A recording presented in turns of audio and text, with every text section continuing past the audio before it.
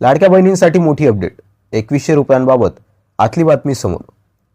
ज्या कुटुंबाचं आर्थिक उत्पन्न हे 2.5 लाखांपेक्षा कमी आहे, अशा कुटुंबातील महिलांसाठी राज्य सरकारनं मुख्यमंत्री लाडकी बहीण योजना ही सुरू केली आहे.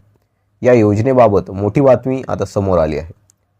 नेमकी सविस्तर माहिती काय आहे तीच आपण या व्हिडिओमध्ये जाणून घेणार आहोत.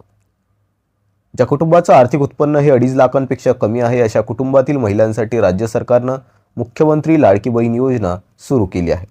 या योजनेअंतर्गत लाभार्थी महिलांच्या खात्यात दर महिन्याला 1,500 रुपये जमा करण्यात येतात. गेल्या जुलै महिन्यात या योजनेच्या अंमलबजावणीला सुरुवात झाली होती.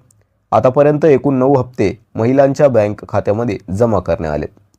मात्र या योजनामुळे राज्याच्या तिजोरीवर मोठा ताण पडत असल्याचं बोललं जात आहे. तसेच सरकार इतर योजनेचे पैसे या योजनेकडे वळवत असल्याचा आरोप विरोधकांकडून सुरू आहे. मात्र दुसरीकडे काहीही झालं तरी ही योजना सुरूच राहील असा दावा महायुतीच्या सरकारकडून केला जात आहे.